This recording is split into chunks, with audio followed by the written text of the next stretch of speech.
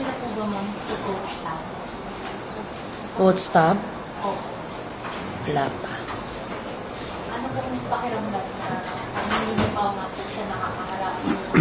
Kumbaga parang pinakatatay nila yung mga head coach na kasama niyo. Sa ngayon, ma'am, kung magharap man kami ngayon, parang hindi ko pa siya kaya kausapin. Kasi nga, sabi ko, unahin ko muna yung anak ko. Ko muna yung niya, borol, lahat. Unahin ko muna yung anak ko. Kasi kung mag-uusap pa kami, matagalan pa ako dito. Siguro may contact naman siguro sila sa akin.